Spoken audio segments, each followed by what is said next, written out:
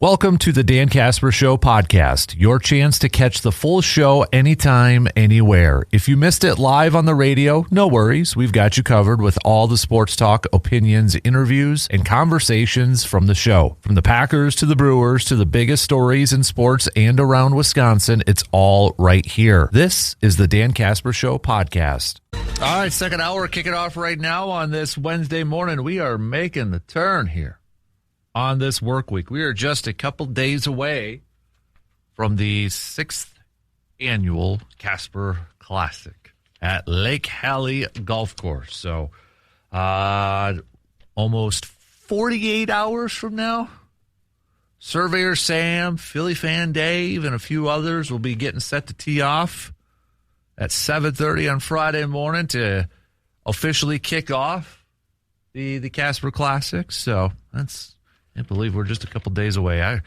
My vehicle is going to be loaded with stuff and a huge amount of raffle prizes. Thank you to everybody who has donated raffle prizes this year to help fund our Backyard Dreams program. So, got to give another shout out to all of our partners. Big time thanks to Win the World presenting sponsor. We've got Park Ridge distributing beverage sponsors, Hy-Vee, our lunch meal sponsors again, Muldoon's, Service Master. Shout out to Clay and his awesome raffle prize he's donating. You've got Edward Jones, financial advisor, Kelsey Nicolai, Dodge, Cambridge, Myra Construction coming through with a bunch of stuff for raffle prizes and swag bags too. VFW Post 305, Superior Auto Body, Home Oasis, Resonance Branding Company, Clayton Construction, Carpet City Flooring Center, Economy Furniture, and AJM Automotive. So a big thanks to all of our partners again this year and all of you who are golfing. And thanks to Lake Hallie for hosting us again this year. All right, let's kick off this hour. We spent the first hour talking some Brewers. Brewers will be back at it tonight, same time, 6:45. Let me double check. Yes, or 6:40, 6:40, going up against the Pittsburgh Pirates. We've got Kyle Harrison on the mound going up against Paul Skeens. It's good to see Kyle Harrison back out on the mound for the Brew Crew. So we'll get back to plenty more baseball talk throughout the morning here. But let's kick off the second hour chatting some football. Packers will be 1 week into training camp today. 1 week into training camp today. And yesterday was perhaps a pretty good day for Brandon Cisse. Now, Brandon Cisse, the first pick for the Packers in his previous draft, he was a second-round pick, but we could say the first one off the board. And he has been getting plenty of opportunities with the starting defense. Initially, when camp opened up and Keyshawn Nixon didn't practice, he got starting reps. Now that Carrington Valentine is dealing with I believe it's a hamstring, Brandon Cisse is back out there and getting plenty of reps, which I don't want injuries, but I want Brandon Cisse to get as many opportunities as he possibly can. And yesterday, it seemed like it was a good day for Brandon Cisse, and he's been getting the praises of one Matt LaFleur. I know a couple times yesterday he talked about Brandon Cisse, and LaFleur said before yesterday's practice that, quote, he is an A-plus human and he loves football. The sky's the limit for him. And I know he did an interview with Kay Adams and continued to talk about Brandon Cisse and just talked about the type of human being he is, an A-plus human, and just a kind of a football guy. Now, Cisse, for what it's worth, also had a good day on the field. It was the first time the team held one-on-ones. I always liked seeing these one-on-one matches, whether it's corner versus wideout, offensive lineman versus defensive player. But Brandon Cisse won all of his 3 reps, preventing completions from Jordan Love to Savion Williams, Kyle McCord to Williams, and Jordan Love to Williams. But Cisse said after practice, he kind of is a humble type of player, it seems like. He downplayed it, said, well, go watch the tape. I wouldn't say it's a big day because every day it's a practice and you don't treat any day like it's any different than a Super Bowl. Every time I go to practice, you treat it like it's a Super Bowl. So when the game comes, it's a lot easy flowing. You kind of treat those moments like it's your last chance to play the game, and sometimes your actions need to reflect that. And that's kind of how I've been trying to grow. And every day, just taking every game rep, even when I'm tired, not losing technique and trusting my ability and to keep learning. On the flip side, it sounds like it was not a great day for Keyshawn Nixon. He gave up completion on his one-on-ones to Christian Watson. He got beat at the line to a deep pass again. But he did win the final rep against Bo Melton. So not the greatest. Not the greatest measuring stick, or not the greatest one-on-one performance from Keyshawn Nixon yesterday. But I was reading a little bit, too, from Bill Huber. And just from the defensive overall, he noted, quote, by our estimation, the defense has beaten the offense at all 6 practices of training camp. Obviously, new defensive coordinator Jonathan Gannon isn't hanging any banners in his office over the, quote, accomplishment. But it's safe to say that his first-year unit is off to a strong start. He has blitzed relentlessly and productively. It might not be much of an exaggeration to say every player on the defensive unit has had at least one pressure. That includes double corner blitzes featuring Benjamin St-Juste and Jalen Simpson, who would have squashed Tyrod Taylor for sacks on back-to-back days. So I know this is going to be a little overreaction to training camp. 1 week into training camp. But I got to imagine there is a lot of Packers fans out there, after I just read that, especially the first line here that says he has blitzed relentlessly and productively. That is probably music to a lot of Packers fans' ears. Heck yeah.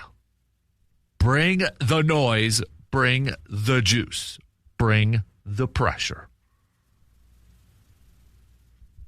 1 weekend, it is just on the practice field, but maybe some optimism growing, maybe some excitement building with what that defense could look like.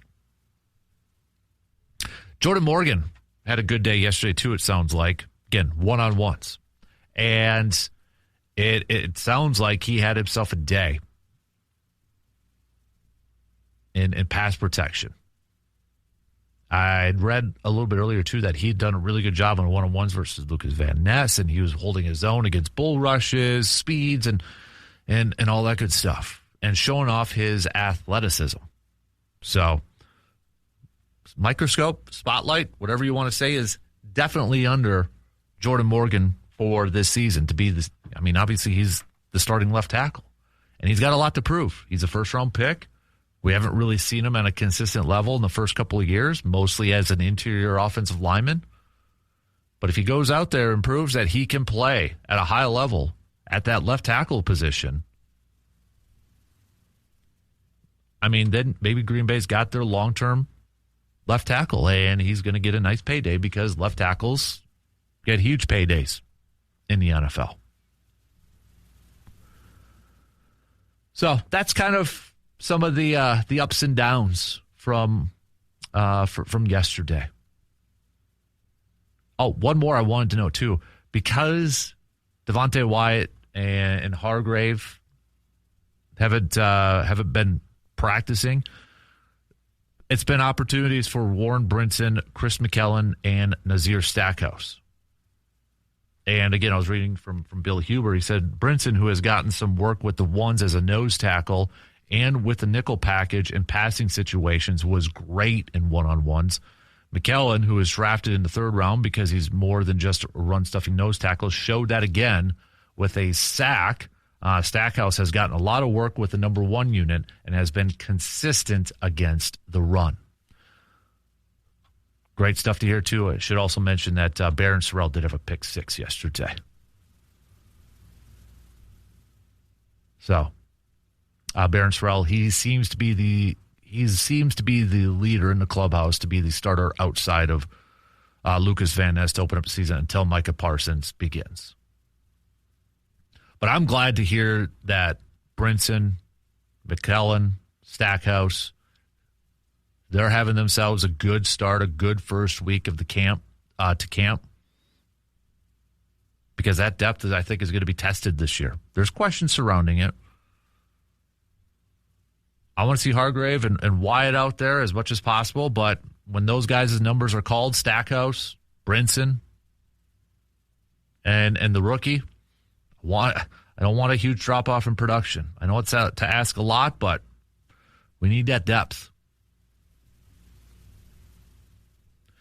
And one thing, too, that I've been kind of curious about, and I was going to ask Rob this, because we had heard a lot about Jonathan Gannon, 3-safety type of defense. How is that going to work with Evan Williams, Xavier McKinney, and Javon Bullard? Javon Bullard, who had a very good year last year as a nickel corner. Well, it sounds like in the new scheme that Evan Williams is going to spend more time in the box to help the run defense. And so far, it looks like it's been off to a good start in the first week of training camp. So Xavier McKinney kind of playing the center field type of role. Evan Williams a little bit more in the box to help defend the run. But from all accounts, everybody who has been there at practice and watched it, sounds like the defense has had the advantage so far. Let's catch up on a couple of texts here before we take a quick break.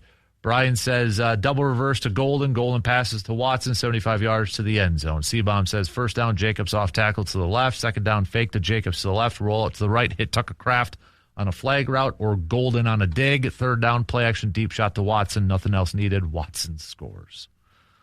There you go. If you could be, if you could take a crack at the first three plays. Matty LaFleur calls you up, shoots you a text, and says, hey, give me the first three plays that we're going to call on offense week 1 against Minnesota. What you calling? Let's put your skills to the test here, peeps. Send it on over. Have a little fun with this, okay? Send it on over. We'll take a quick break, but back with plenty more football talk coming up in just a little bit. It happens every year, doesn't it? 1 minute you're grilling out or you're heading to the lake or maybe you're watching your kiddos playing outside, some Little League tournaments or softball tournaments, and the next thing you know, you're shopping for school supplies and wondering where the heck did summer go? Hey, before the backpacks come out and the busy fall schedule starts to take over, now is the perfect time to freshen up your home with some new flooring from Carpet City Flooring Center in Eau Claire.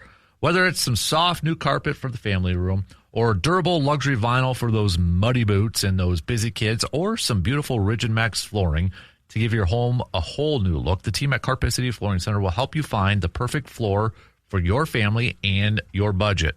They're locally owned. They know Wisconsin homes, and they're committed to making the process easy from start to finish.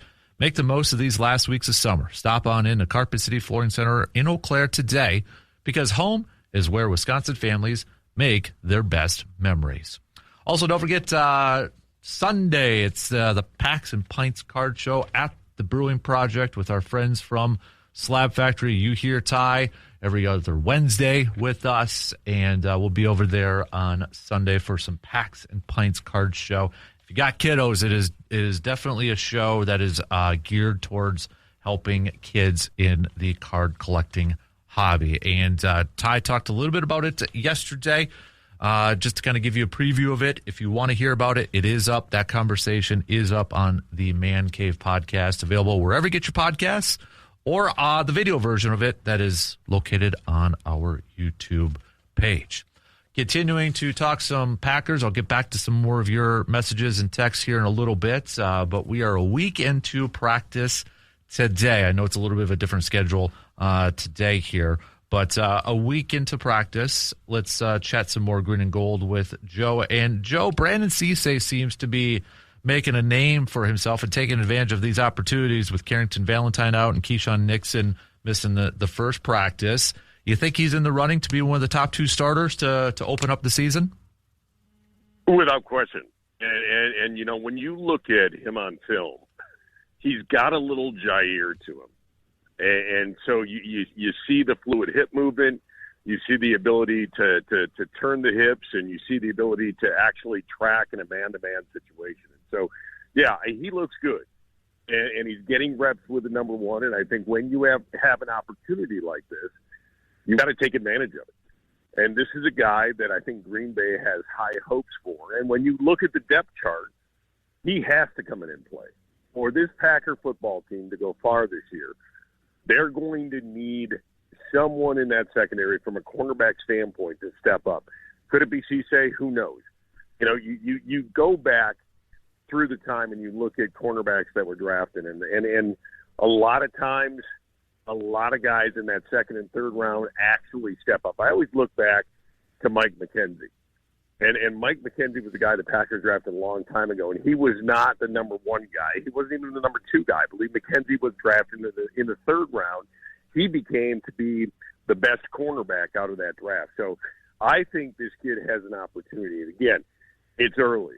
I don't want to get the hype machine out. I'm not saying he's going to be Jaire Alexander. I'm saying his play reminds me of Jaire Alexander. So, yeah, I think he has a tremendous opportunity. And then when you look at it and you talk about Keyshawn Nixon and you talk about Valentine, you're not talking about guys that were considered in the top echelon of cornerbacks. And so the opportunity is 100% there for Cisse. And at least up to this point, he looks like he could play. It sounds like from all the reports at camp, too, that Jonathan Gannon has been very blitz-heavy in these practices, and we'll ask Rob that here in the 9 o'clock hour. But when you hear the new defensive coordinator is continuing to bring the pressure and even cornerback blitz, does that get you excited about potentially what we could see from this defense come regular season? Well, yeah, it's exciting in theory. But when you blitz a cornerback, if you get burned, you get burned bad. These are the types of things that you give up a big play. And so, yeah, it's exciting in theory when you think about it and you kind of start exploring that. But this goes back to kind of what we talked about with Cisse. The cornerback room has a lot of question marks in it. And so if you're bringing guys off the edge with those cornerbacks, it's fun to think about. It's also – something you live and die by. And so it's exciting to, again, I think in theory, this sounds great, but it's got to be put to practice on the field. It's got to be executed. And so there are so many things when you start having to bring, and again, I love the idea of it. And I think especially early on in the year, all reports are, I think Micah Parsons will be back for that Cowboy game week 6. And so early on in the year, I think Green Bay is going to have to manufacture pressure. And I love the cornerback blitz. I love guys coming from other angles. And so, again, I'm excited about it, but it is also one of those types of tactics that need execution. Because when you blitz a corner, there's a hot read. And you blitz that corner, and if that hot read is not picked up, that's a big play. And so, again, love the idea of it. It just comes down to execution, whether or not the Packers can pull it off this year. I think he is going to bring it this year, and I think they will find someone. But, again, when you're talking about early August, it is much different than September, October, November. We had one-on-ones for the first time in practice yesterday. Jordan Morgan sounded like he had a good day at that. We already mentioned Brandon Cisse.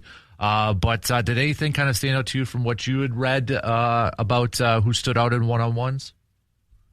Well, Jordan Morgan jumped out. That was good to hear. Disappointing was Anthony Belton.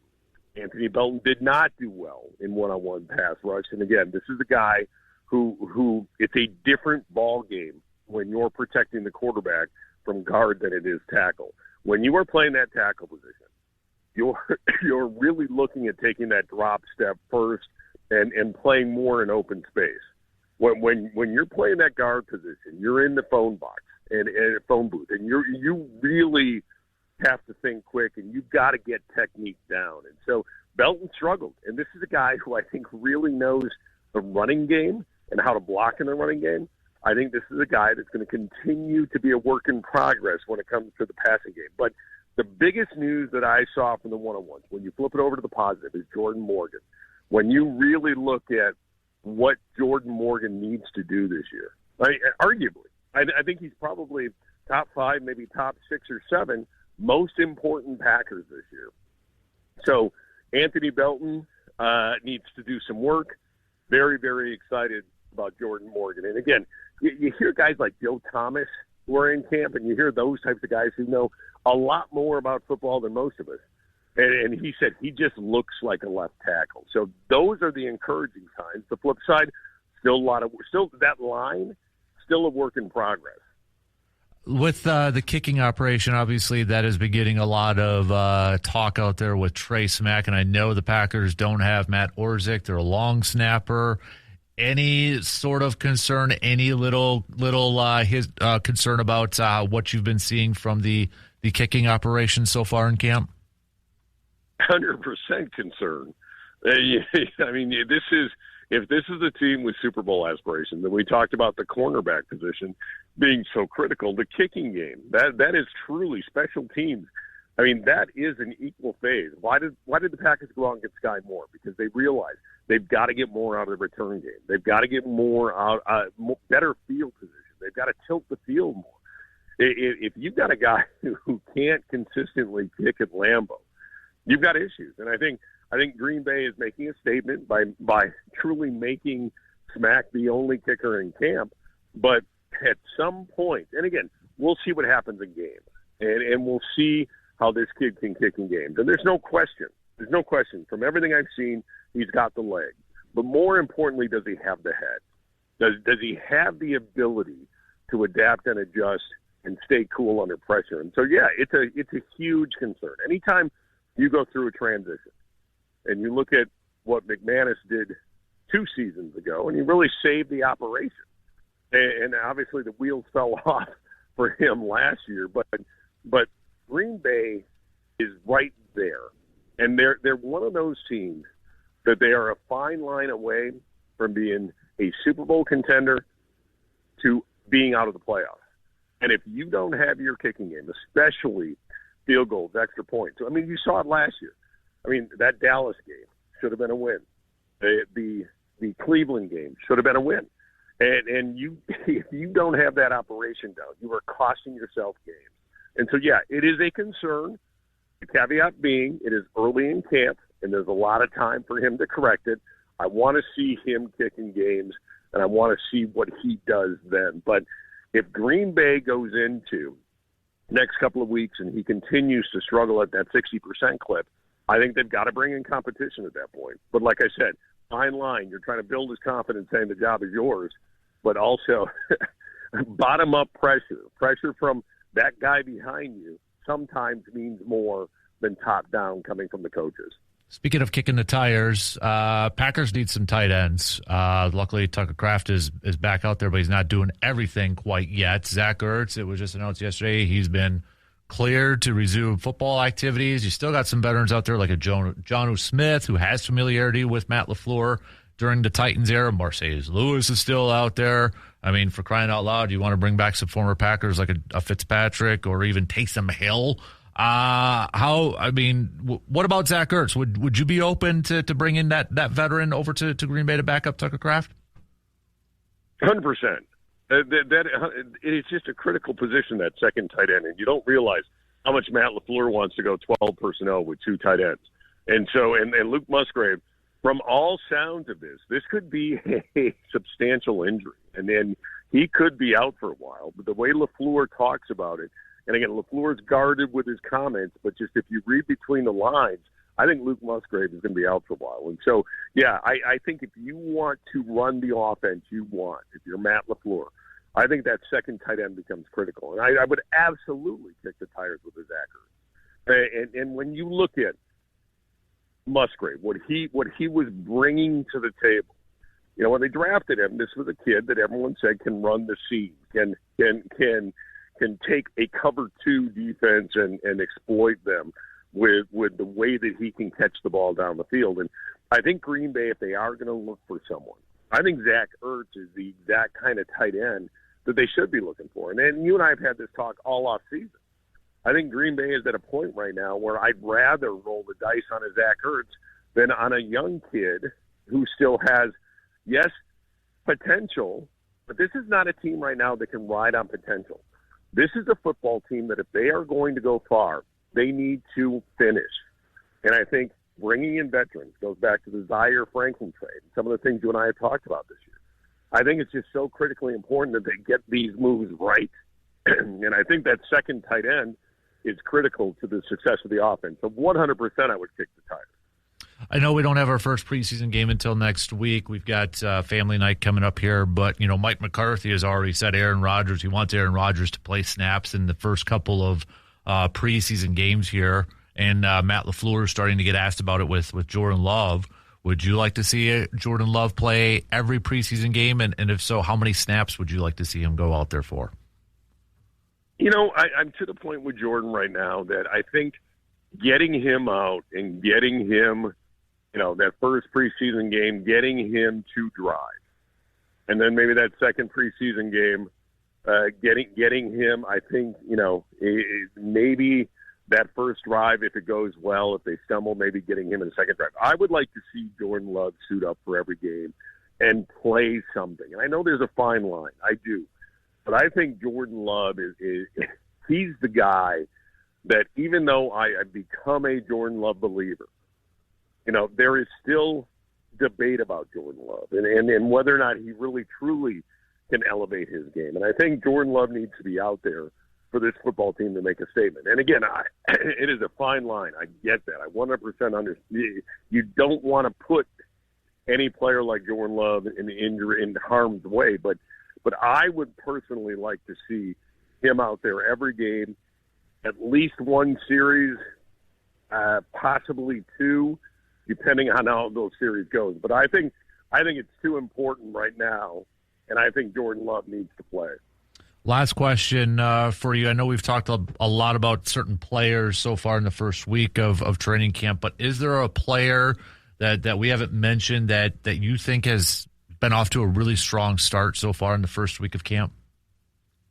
I've talked about Dennis Sutton, and I mentioned his name before, and I'm really intrigued by him. I really am intrigued. The other guy is Matthew Golden.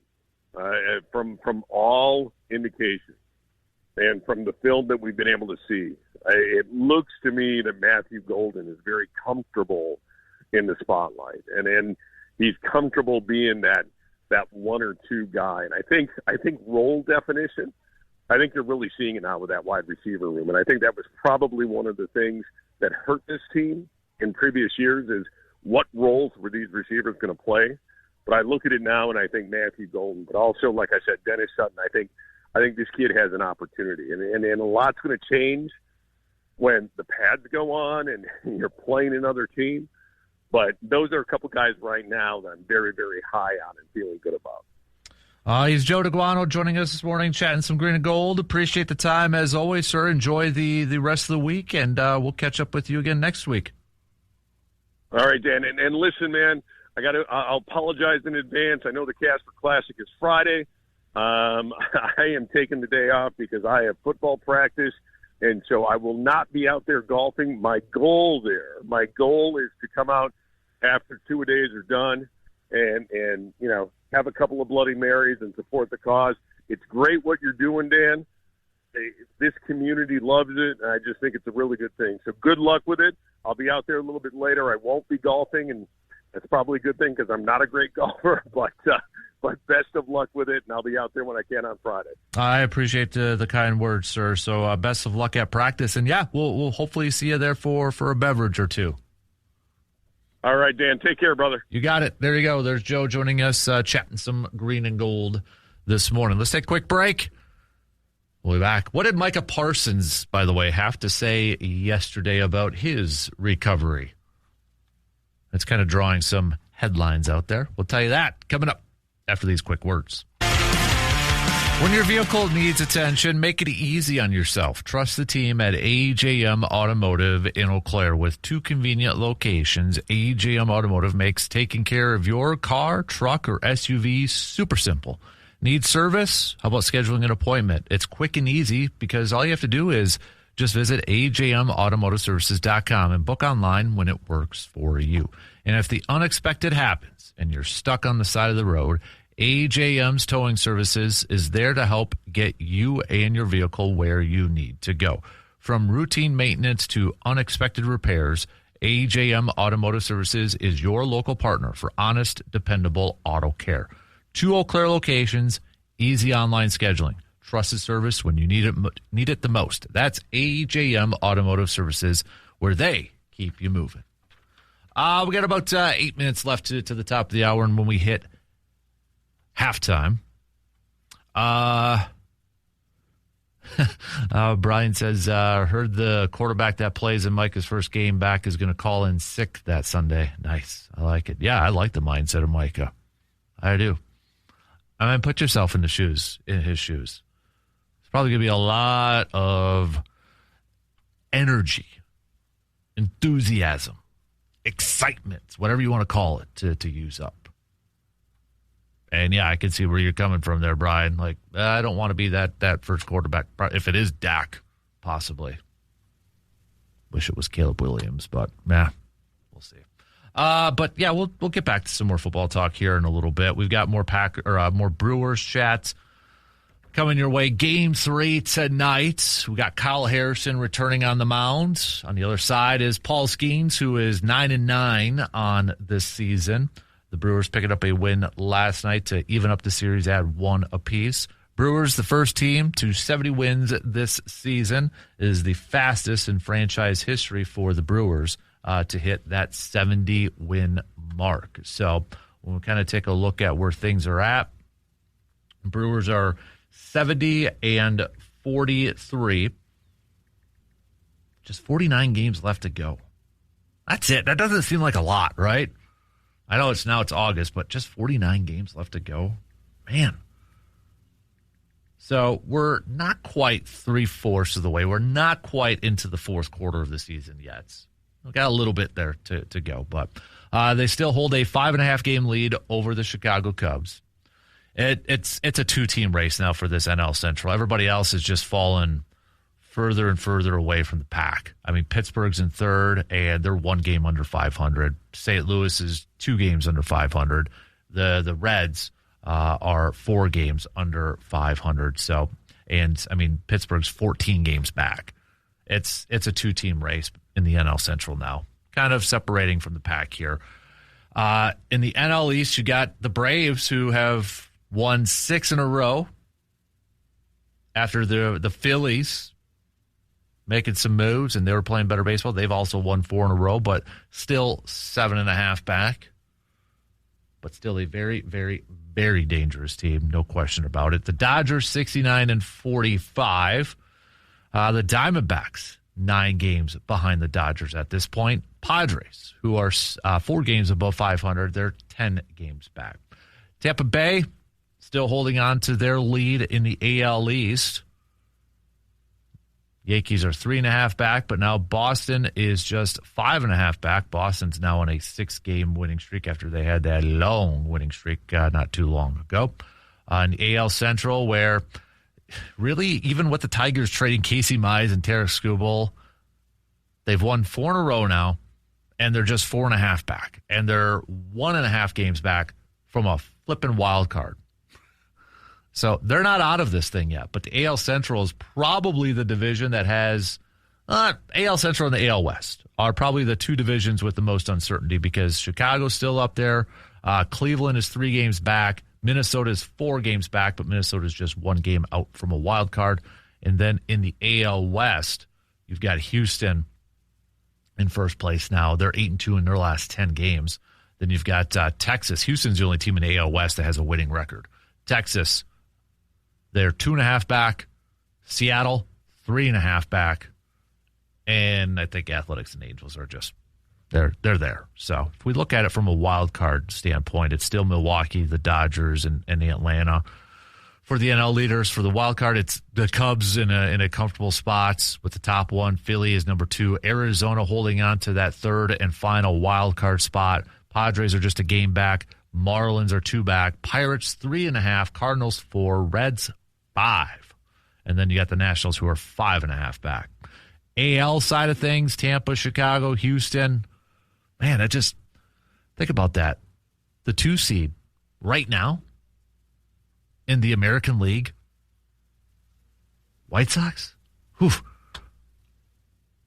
Wild card, you got the Yankees, then you got Boston, and then Cleveland. But the Twins are just a game back. Texas is just a game back. Baltimore is 1.5 back. Detroit's 1.5 back. Seattle's 2 back. Toronto's still only 4 back, too.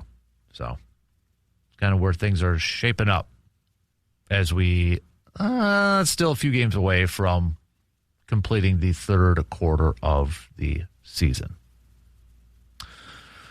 All right. What else do we got coming up here? So, yeah, we'll preview Game 3 tonight coming up in the next hour. Don't forget, it is a Wednesday, so send me some more what-ifs.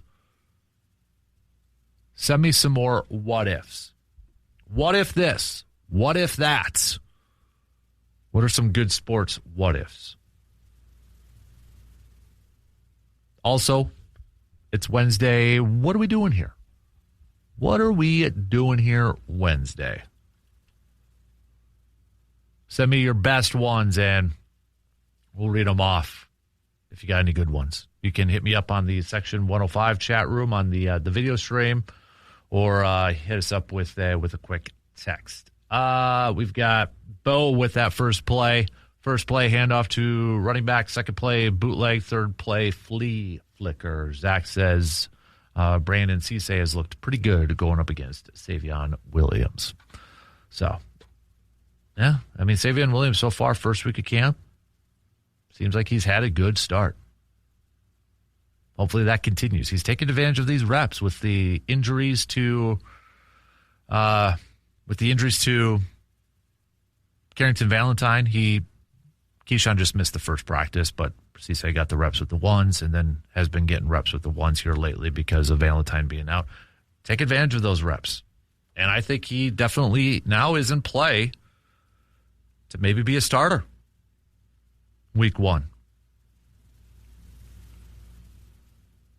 I think it's right now, if I had to guess, if everybody's healthy, I'd throw out Cisse over Carrington Valentine. I'd throw him out there. Why not? Dude's been balling. You have to throw him out there. But still, big time, a lot of time left here with these training camp practices. Anybody going to family night, by the way? Family night's kind of coming up here this, is it Friday, Saturday? Well, in a couple days. Anybody going? Anybody making the trek on over to Green Bay? If you are, next week, might have to give me some of your scouting reports. I'll be at Green Bay in a couple weeks covering practice, and that should be kind of fun and kind of seeing it firsthand. But anybody going over to family night, making the trip with the fam, maybe taking some of the kiddos over there, having a little fun with family night? Yay, nay, thumbs up, thumbs down? I always like going. It's been a while since I've been, but yeah, I've enjoyed it. Went a few times. But all right, shot clock's cutting me off.